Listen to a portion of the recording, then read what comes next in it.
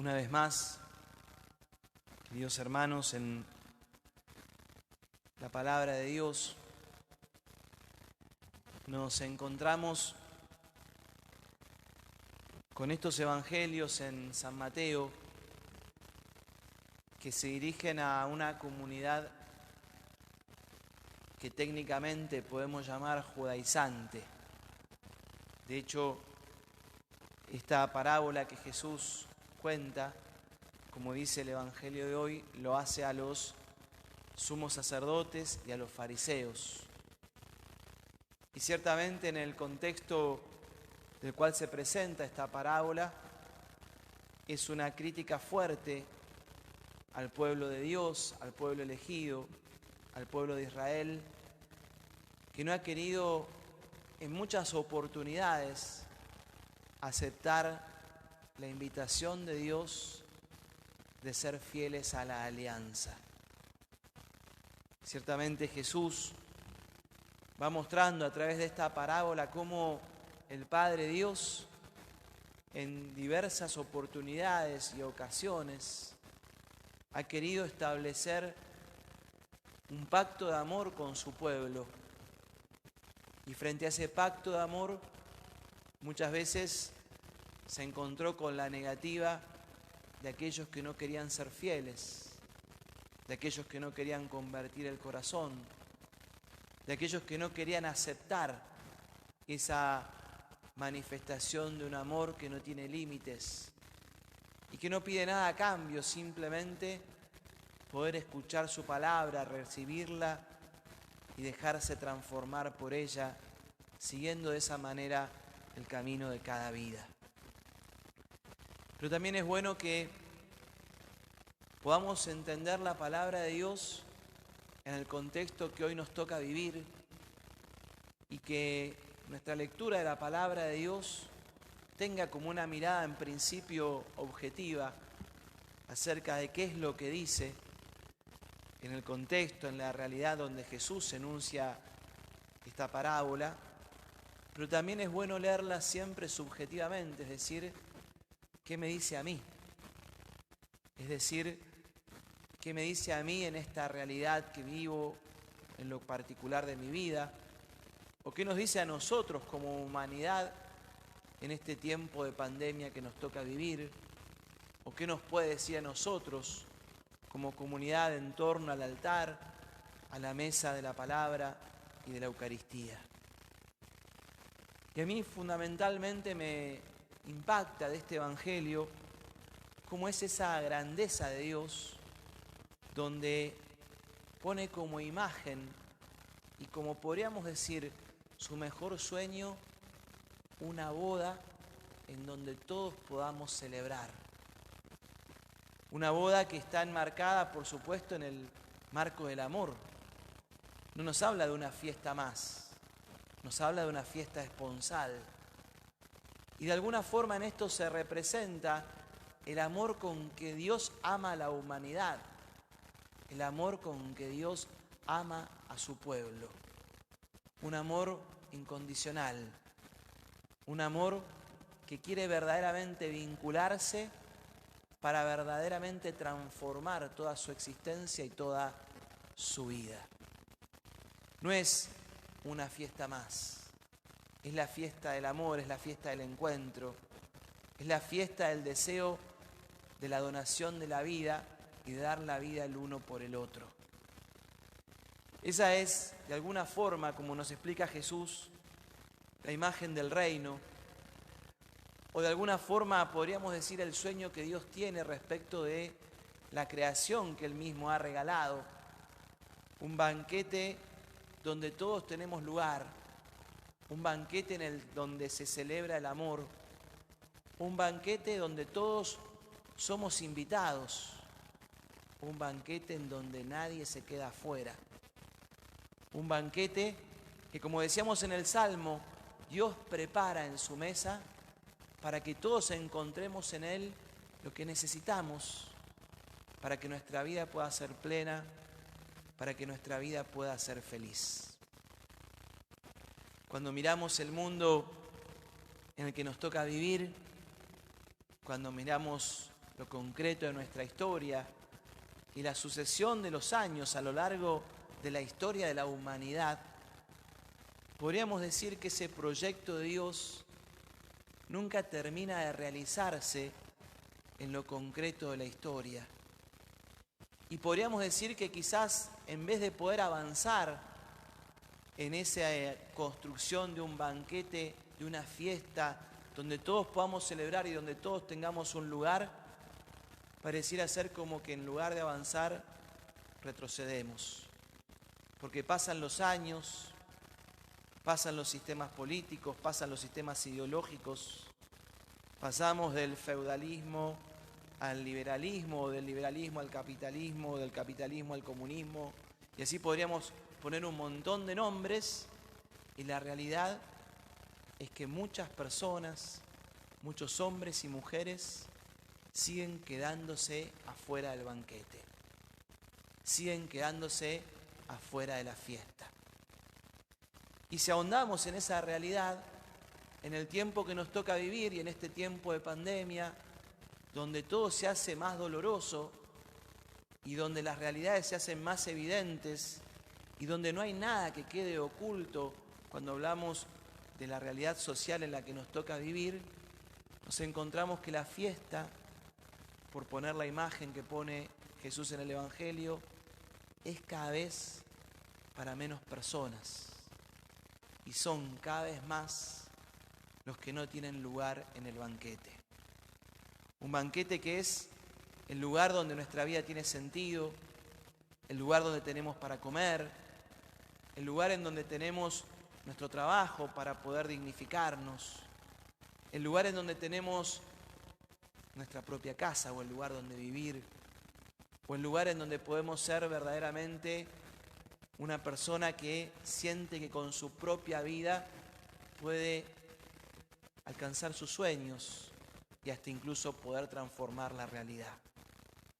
Lamentablemente, tendríamos que decir que esta imagen del Evangelio que pone Jesús nos cuestiona como humanidad, nos cuestiona como proyecto social, nos cuestiona como proyecto de humanidad.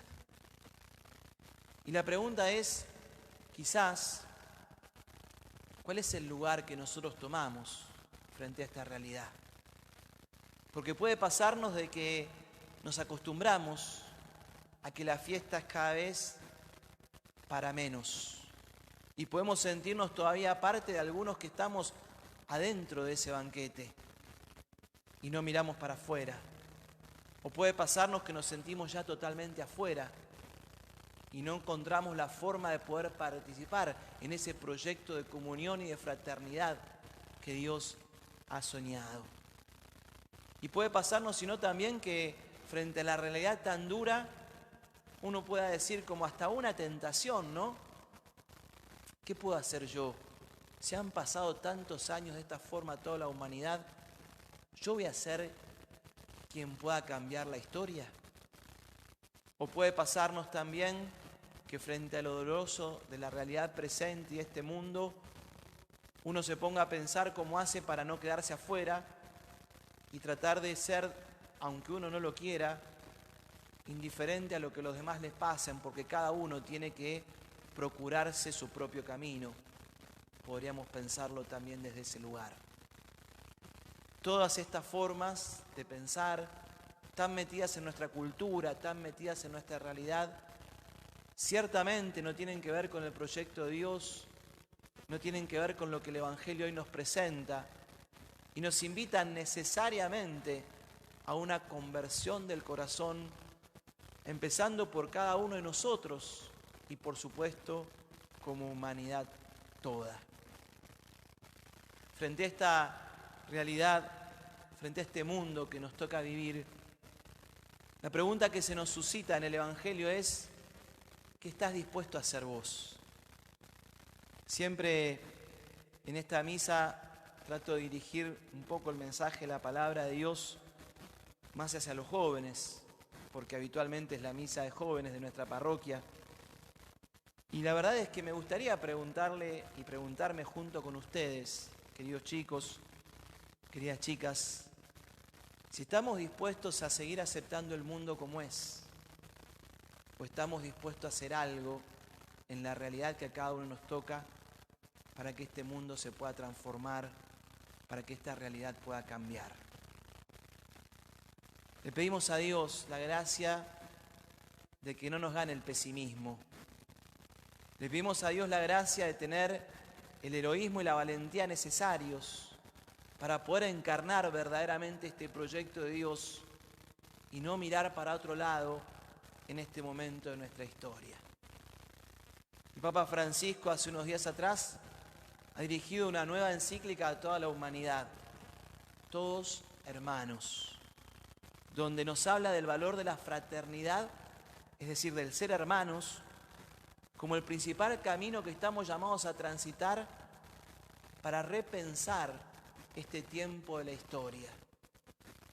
Y este tiempo que vivimos, dice el Papa, puede ser simplemente un tiempo de dolor, o también este tiempo puede ser un tiempo que nos invita a la conversión, que nos invita a repensarnos, que nos invita a reencontrarnos con nuestros sueños y a hacernos cargo de si asumimos o no el proyecto que Dios tiene para la humanidad, en el cual cada uno de nosotros tiene su lugar y es importante.